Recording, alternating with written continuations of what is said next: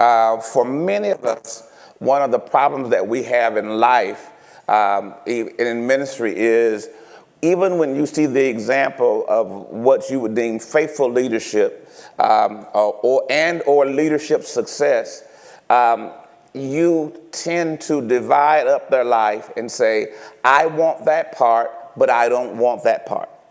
I would like some of the benefits of where you are, but I would like to avoid the process and or the lessons that you learned while getting there. We like a shortcut approach. We want to, as I say to you all the time, we want to cut across the field. We want to find out. I don't want to go from home plate to first base, and from first base to second base, and from second base to third base, and then from third base to home. I would literally like to, every time I come up to bat, I want to hit a home run, and I would even like it even better if someone would pinch hit for me, and I would just get the joy of walking around and being celebrated by their accomplishment. But what God gives you as a gift, saints of God, he gives you a leader that you can tangibly see every day, and you can watch how they operate, and they give you a tangible example of how to attain things that you really want to attain, how to get joy in God, how to attain things in life, how to reach goals, how to overcome trouble, how to press through persecution, how to deal with tribulation, how to fight through depression, how to fight through pressure, how to overcome financial struggle, how to take care of yourself, how to take care of your family, how to start at a negative or a zero and build up a structure and an organization, how to start other organizations, how to become an influencer in your community, how to touch the lives of young men, how to touch the lives of young women, how to minister to children. When you look at your leader, you have an example of all of that walking before you on a daily basis.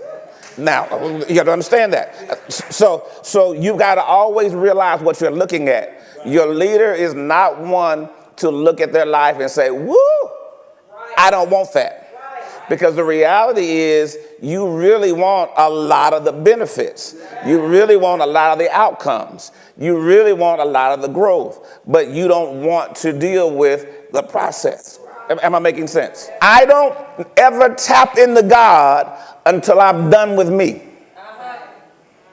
That's real, son.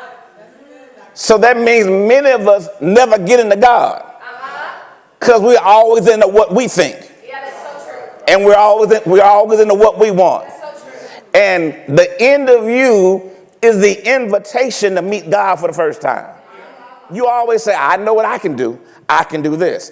And so what you do, rather than push through and rather than overcome, you just change your course to align with your limitations.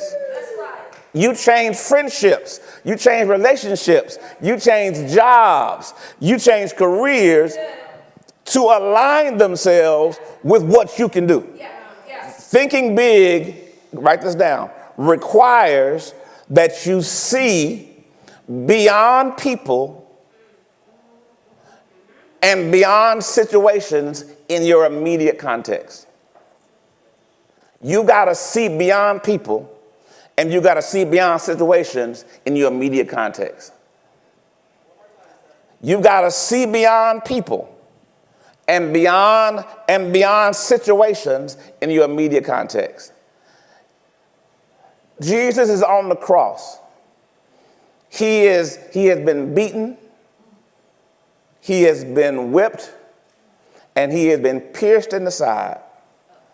And he has done this while being innocent.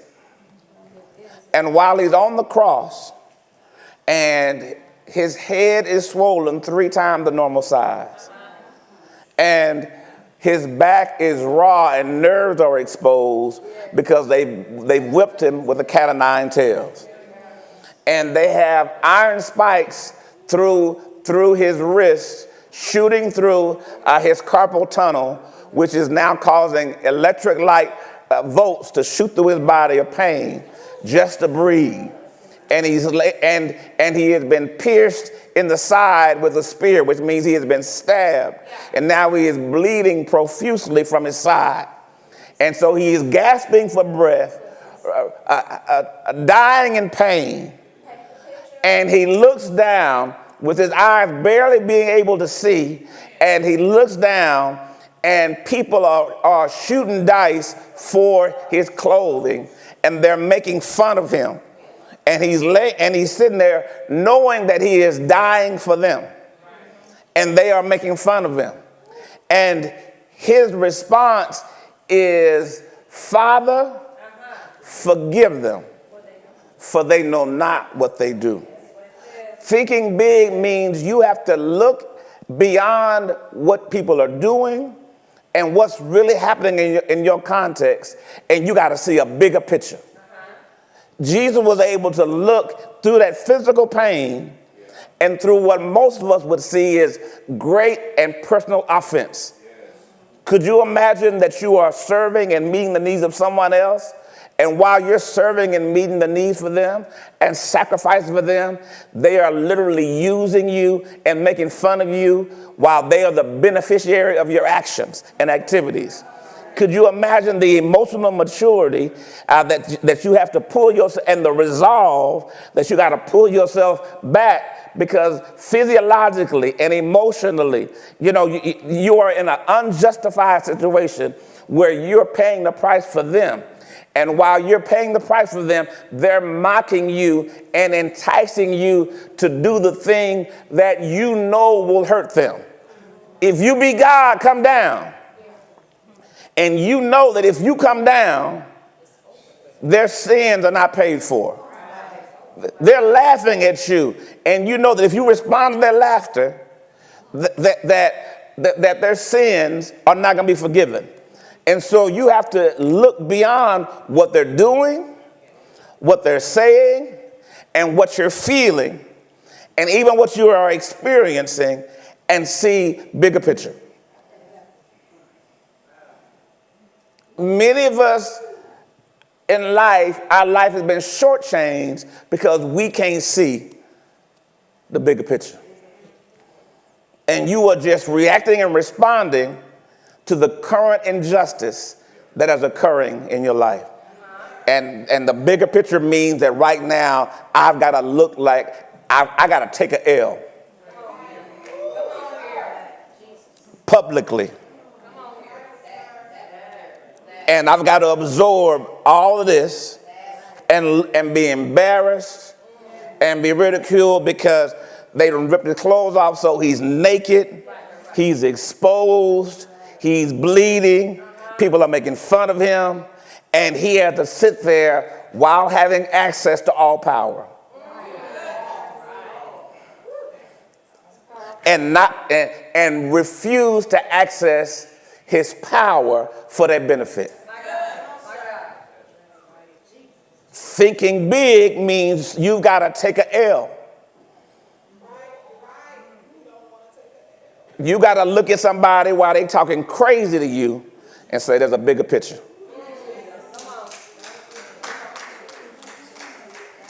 So thinking big requires that you act. Thinking big requires that you act according to your call and not in response to your flesh. How would your life be different if you would respond to people according to your call? Listen, how would your thinking be different if you said, but I'm called? That's right. So I can't respond this way because of my call. My flesh will say, I want to hurt you. My flesh will say, I want to get you. My flesh will say, I'm going to respond. I got the right to respond. But my call will say, Number 4, submission, listen, is the freeing act. Submission is the freeing act of relying on the faithfulness of God. Submission is the freeing you up, the freeing act of relying on the faithfulness of God. When I submit, I'm saying, you faithful. They may not be, but you are. So, and the text tells us, it says this, it says, we submit to God, and as I submit to God, I draw near to him. So my submission is actually a step toward intimacy with God. Submission is not the evil task of you doing stuff for people that you don't want to do. We see it wrong. Submission, oh, that means he asked me to do something, I got to do it. Ugh. Submission is the freeing act of saying, you know what I'm relying on? God's faithfulness. That's good. I'm not relying on you. I'm just relying on God's faithfulness. I'm just leaning on what God's going to do. And if God's principles are true, then some kind of way, even if you mean evil for me, that my submission is I'm submitting unto God. So some kind of way, God's going to work it out. It may be through Potiphar's house. It may be through the prison. But some kind of way, God's going to work it out. And I've got to trust now that God is faithful. I don't believe you're faithful, but I believe God is. Yes, sir. Yes, sir. I don't believe you have my best intention at heart, but I know God does. I don't believe you mean well for me, but God does. And I'm submitting now, not because of you. I'm submitting because I believe that God is faithful. Am I making sense? Submission is the freeing act, because then I'm saying, whatever happens, God, you faithful. Hebrews 13:17. Listen to this. Pay attention to your leader's face. It is your earthly indication of your eternal status with God. The person who got to give an account for me, I want them to be happy when I'm in their presence. I want them to have joy when I walk into the room. Because you're the one that's going to have to stand for me before God. And you don't want your lawyer to be mad at you. It's a fool that makes their lawyer mad and they say, not go represent me.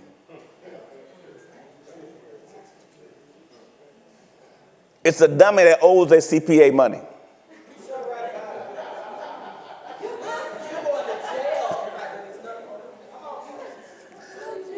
The person that handle your money and make sure your money's straight, and you owe them money, they don't want to keep your stuff together. Yes, sir. Yes, sir. Delete. That's a mess. I don't know what happened. That's a mess. When I serve my man of God, my woman of God, if I serve them and I bring joy, the Bible even tells me, let them do it with joy, which means I have an earthly indication on, I don't have to try to assume how they feel. The Bible tells me, let them do it. Make it pleasant for them. Why? Because they the one that has to give an account and watching out for you. Number 6, service in the field prepares you for living in the palace. Service in the field prepares you for living in the palace. Sometimes the reason why you're not ready for the palace because you ain't never served in the field. That's good, Dr. Moody. And we want to bypass the field. Yes, sir. Come on down. Service in the field is the thing that prepares you, teaches you how. Listen, having to submit teaches you how to lead. It does. But if you never have to submit, you're going to be a horrible leader. My God. Yes, sir. Because you're going to feel like you are entitled by the right of your personality and the strength of your personality to be in position. You won't see your position as a God-given space. You see it as something that you earned and attained, and it's only right that you do. Service in the field prepares you for living in the palace. So don't ask to preach in a sanctuary that you won't clean. Come on now.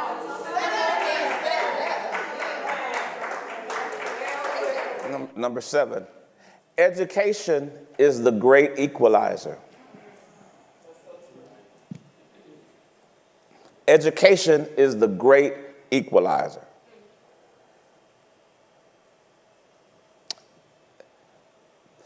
Education gives you the opportunity to think better, to think deeper, and to understand that life is not as simple as you believe. Education creates the opportunity for you to think better, to think deeper, and to understand that life is not as simple as you believe. The more educated you are, the more ignorant you'll become. Yes, sir. That's so real. Because you'll realize what you don't know. That's right. That's right. That's right. The less educated you are, the more foolish you are, because you think you know everything. I didn't say degreed, but educated. Help, Dr. Moody. That's it right there. Am I making sense? Yes, sir. There's a difference. Education is the great equalizer. You need to go get information you don't have. And stop operating off the information you do have. Because that's where you're limited. Yes, sir. Yes, sir. Stop assuming stuff and go learn it. Right. Thank you, Lord. It's available for you. And never allow anybody to tell you what you don't need to learn. When people start telling you what you don't need to learn, that's probably an indication you need to learn that. Oh, don't do it. That's going to take you a long time. You don't need that.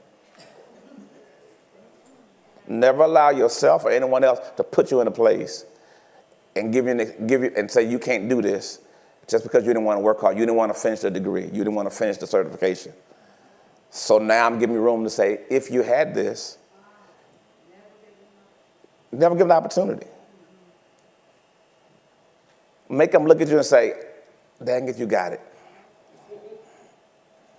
You got the certification. Yes, I do.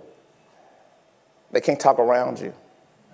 And remember, once again, how you know to imitate me. When I find out something we need to know, I say, oh, we need to know that. I got to go find out where they teaching that. Now I know it. And don't surprise people when they start talking, I'd be like, yes, you're talking about da-da-da. And they go, oh, dang it. He knows.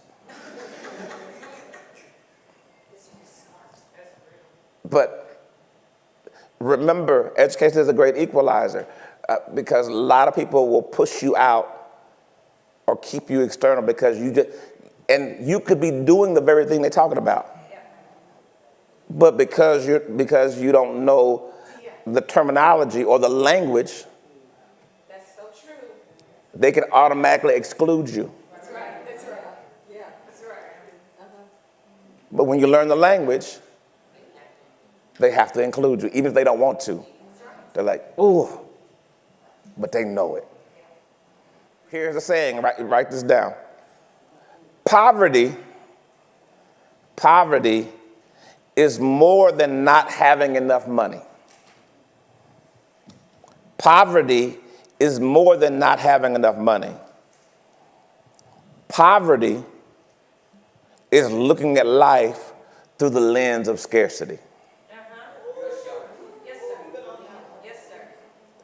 Poverty is more than not having enough money. Poverty is looking at life through the lens of scarcity. God's trying to work something out in you, but he brings you to the limits of you, because the limits of you, when you think through your limits, you're automatically thinking what you don't have. But God's trying to bring you out of what you don't have. You're supposed to be living a life of impossibilities, not possibilities. You're supposed to be looking at life and saying, wait a minute, God, there's something greater. And if it ain't in me, then there's power in me to tap into you to do what's outside of me. Poverty in its real estate is not about how much money I have. Poverty is a mentality that you get because you look at life through the lens of scarcity. And when you're in scarcity, remember this biologically.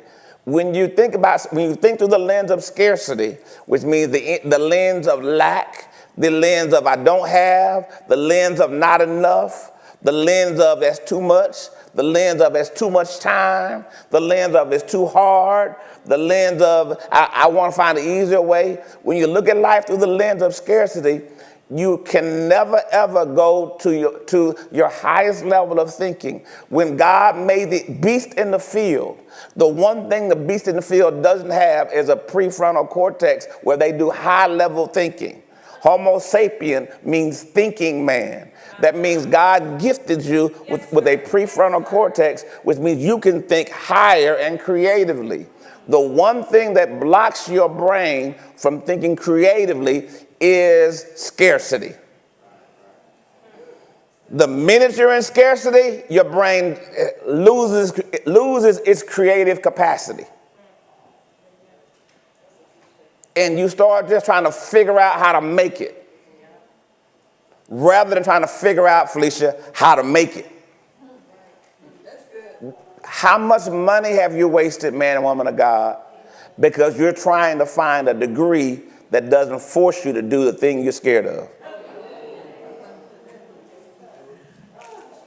So you follow that degree plan all the way till it gets to that. And then the Lord told you it's time to change. The Lord told you that you got to change schools. The devil is a lie. God trying to kill you. They don't understand how you're working. And so now you 9 hours away from graduating, and you finna start over with another major. Imagine how much time we've wasted in life, and money we've wasted, and energy that we wasted operating off fear. You're running from versus running to.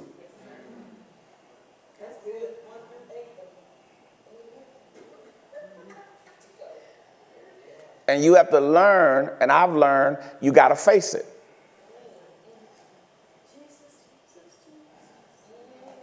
That boogeyman in the corner, you got to face it. Your taxes, you got to face it. You having heart palpitations.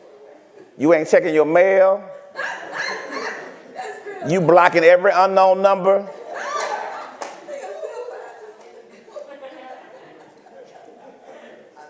All because you got a tax liability. Versus, and you don't even know what it is.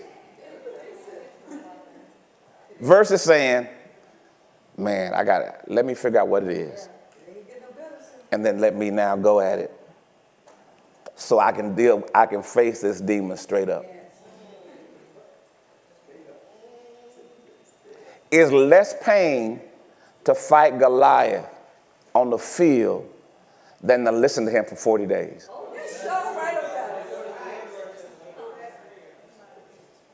David took care of him in the afternoon. But for 40 days and 40 nights, they were tormented with him talking noise twice a day.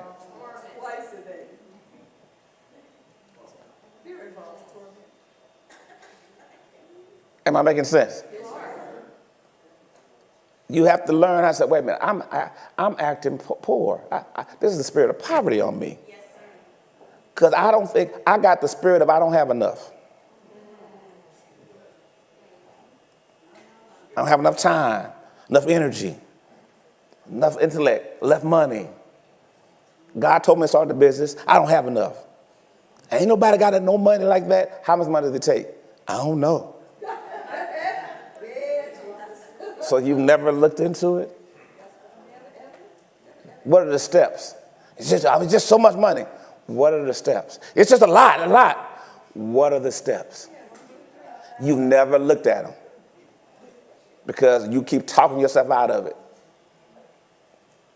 Inclusion, not in conclusion, inclusion, and immersion. Inclusion, being in the meeting, being in the space, being in the place, being with the people. And immersion, being dumped in, being forced in, being told you're going to be a part of it. Without engagement,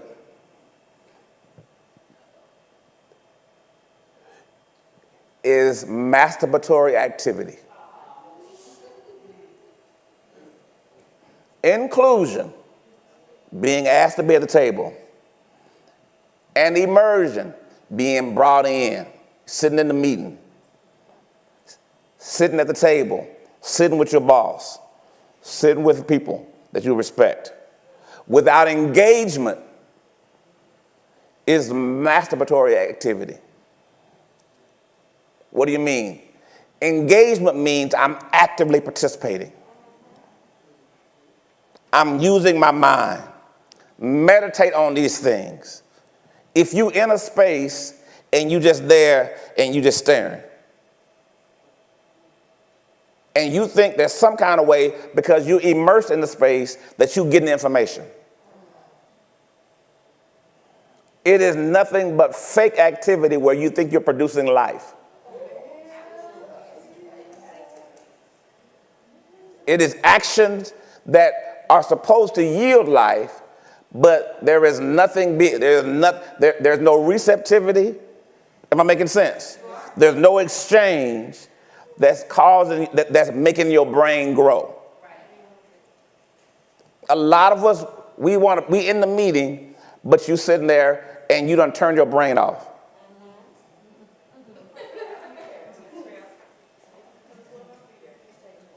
How was the meeting? It was good. It was fine. It was okay. What'd you get? Well, I mean, it was some things y'all say it was just over my head. So I just, once it got like that, I just, I just checked out. Inclusion and immersion without engagement. Engagement is I'm in it. I'm asking questions. I'm reflecting. I'm making note of what I don't know. Understand this about our children, say to God, and this is the same thing that happened with us. Social media teaches you to learn passively and be entertained passively. So while you're spending hours watching funny videos, look at this. Look at this. You see this all day, but ain't that crazy? Look, I'm going to send it to you. Wait. Now, God gave you the greatest gift he could ever give anybody, your mind. And now you're taking that greatest gift and for 6 hours a day, you are mentally masturbating because you are sitting around being entertained by foolishness. So you're not exercising that muscle. And all your brain is making connections to what's funny, what's entertaining. You can stream a season of a television show And you've never even asked your question, is the character, is that a real story or not?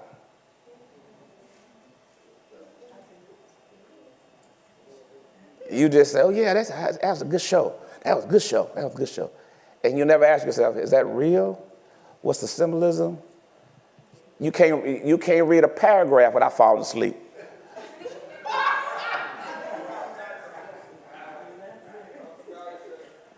No, I'm serious. But you can watch 5 hours of Atlanta Housewives.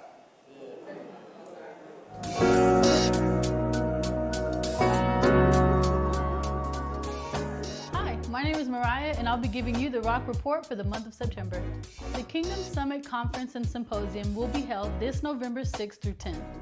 Join Dr. Dana Carson, the Kingdom Voice and Scholar, for the Kingdom Summit and Symposium Conference. Sign up today at ksconference.org. This year, as we're going big, we want you to invite 4 people. Say it with me, 4 people, to our Hallelujah Night event this October 31st from 6 p.m. to 10 p.m. The theme this year is elemental, and it provides a safe, spiritual alternative to trick-or-treating. There will be games, face painting, bounce houses, and of course, lots and lots of candy. Whichever member invites the most people will receive a special gift. Register on the Church Center app today or scan the QR code on the screen. I don't see you scanning. It's almost halftime for our Go Big Stewardship campaign. Make sure you're not behind when the clock hits 0. You can check your progress by going to the Church Center app, clicking on Give, then My Giving, where it will give you the option to see your pledge progress. You can also make it easier by setting up an automatic ACH deposit in this same area. Don't forget, you should be at half your pledge amount by September 22nd. Join us on Wednesday, September 25th at 7:30 p.m. for a fireside chat and book signing with Dr. Sandra Johnson. Her book titled Soft Power for the Journey details the life of a STEM trailblazer. Meet the author and have a chance to get your very own signed copy of this one-of-a-kind memoir. The CMLLC store is open online. There you have the option to purchase Dr. Moody's messages, books, and other merchandise. Go to www.cmllcstore.com today. That's all for this week's R.O.C.K report. Please visit the Church Center app and sign up for all of these events. Stay blessed, stay connected, and let's make the most of these upcoming events.